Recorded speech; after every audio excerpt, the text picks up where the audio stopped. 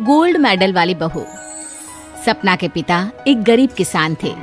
माँ पिता खेत में काम करते तो पीछे से सपना गांव के बच्चों के साथ हॉकी खेलती। एक दिन शाम को सारा दिन खेलती रहती है, ये नहीं कि छोटे भाई को संभाले। माँ पता है, मैंने आज हॉकी में पास के गांव के लड़कों की टीम को हरा दिया।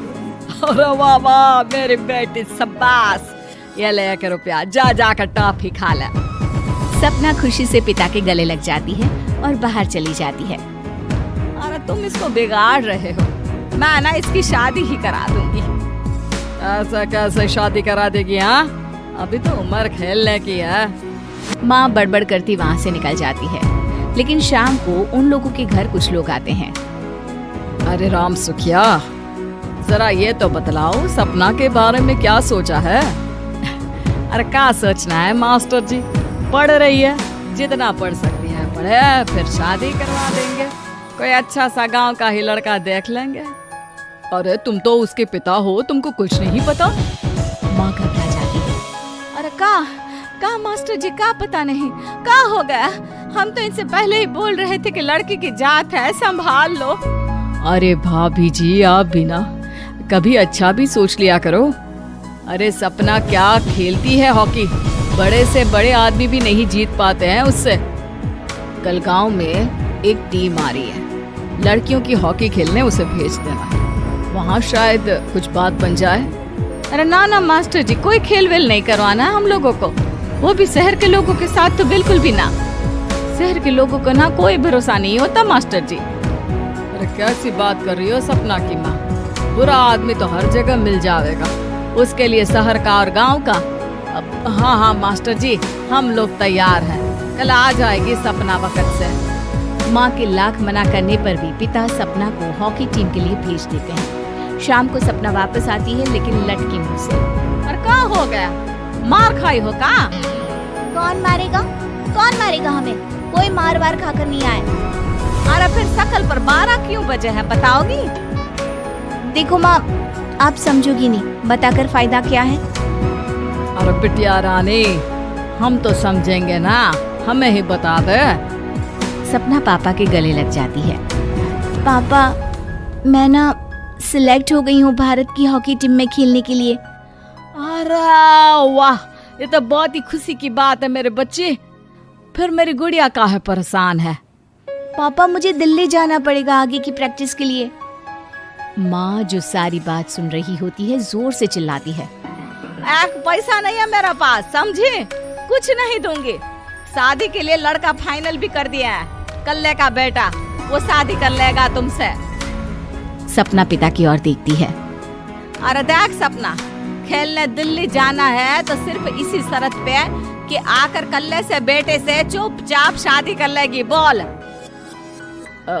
अरे ठीक है ना, कल्ले का बेटा तो बहुत ही समझदार है, सरकारी नौकरी है उसकी, मान गया वो तो सपना शादी कर लेगी।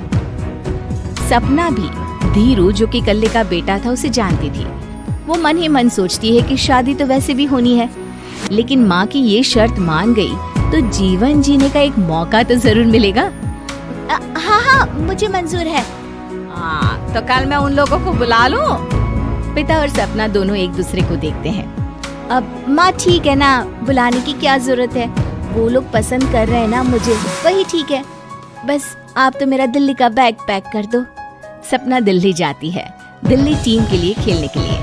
सपना खूब अच्छा खेलती है और गोल्ड मेडल जीत कर आती है। जब वो गांव आती है तो उसका जोरदार स्वागत होता है। हर कोई सपना सपना चिल्ला रहा होता है।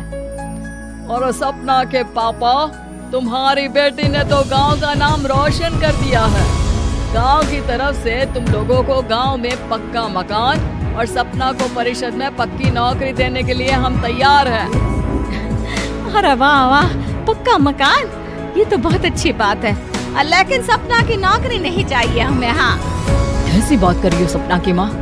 लड़की की नौकरी रहेगी तो अपने पैरों पर खड़ी रहेगी, किसी के आगे झुकने की जरूरत ना पड़ेगी। अरे चुप रहो, हम तो नौकरी ना करते हैं, पर मजाल है कि किसी के आगे झुके हो। ना ना, हमारी बेटी नौकरी नहीं करेगी। पिता लाख समझाते हैं लेकिन माँ नहीं मानती।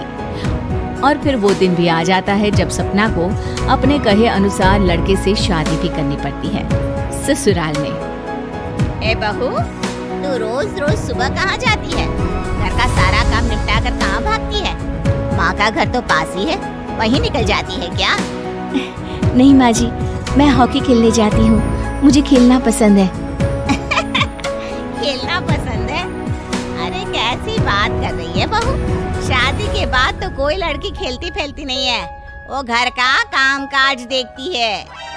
सपना कुछ नहीं कहती। वो एक रोज कमरे में अपनी अलमारी ठीक कर रही होती है कि तब सुनो, वो जो लटक रहा है ना, क्या बोलते हैं उसे, मेडल। सपना पति की बात सुनकर खुश हो जाती है, उनके पास जाती है। मैं सोच ही रही थी कि तुमने कभी पूछा क्यों नहीं। ये मेडल है, मैंने जीता है। पता है, हॉकी में बड़ा मैदान, बहुत से लोग, 2 टीम और फिर शुरू होता है जुनून। पता है, लगता है जैसे बस जिंदगी यही है, खेलते रहो, भागते रहो, दौड़ते रहो और लक्ष्य को पालो। सुनो ना, मैं ना भारतीय टीम के लिए खेलना चाहती हूँ।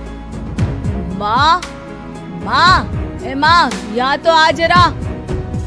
सपना हैरान हो जाती है कि ये क्या हो गया, पति अचानक से माँ को क्यों बुला रहा है। हाँ बेटा, क्या हो गया, काहे गला फाड़ रहे हो? माँ, ये सपना क्या कह रही है? अरे बीवी तो बोलती ही रहती है बेटा, लेकिन क्या हो गया, चिल्ला क्यों रहे हो? ऐसा क्या बोल दिया इसने? माँ ये बोल रही है कि इसको खेलना है भारतीय टीम के लिए। सपना डर जाती है। नहीं माँ जी, मैंने कहा कि मैं चाहती हूँ कि वो मैं बोला था ना, शादी के बाद कोई खेलता नहीं, घर का काम काज देखता है, लेकिन फिर भी। नहीं माँ जी, ठीक है, मैं घर का काम देखूंगी, कल से मैं खेलने भी नहीं जाऊंगी, माफ कर दीजिए। सपना पति की तरफ देखती है जो माँ की तरफ देख रहा होता है। उसे गुस्सा तो आता है, लेकिन करती भी तो क्या, सास के सामने कैसे पति की क्लास लगाती। अरे बेटा, अब क्यों घूरे जा रहे हो बहू को? माँ, अभी इस बात का फैसला करके जाना, वरना ये तो तेरे कमरे से जाने के बाद मुझे। अब चुप हो जाइए आप, छोटी सी बात का बतंगड़ मत बनाइए। छोटी सी बात? बहू, ये कोई छोटी बात नहीं है। जो लड़की दिल्ली के लिए गोल्ड मेडल ला सकती है, वो देश के लिए भी तो गोल्ड ला सकती है ना। हम लोगों को किसी चीज की कमी नहीं है बहू, घर का काम तो कोई भी कर लेगा, लेकिन देश का नाम रोशन करने के लिए सपना चाहिए। जा बहू, तेरी ट्रेनिंग का सारा इंतजाम तेरे पति ने कर दिया है, जा खेल और देश का नाम रोशन कर। सपना की आंख में आंसू आ जाते हैं। वो सोचती है कि बेटियों को मायके के साथ अगर ससुराल में भी सहयोग मिले तो ऐसा कोई काम नहीं जो वो नहीं कर सकती है।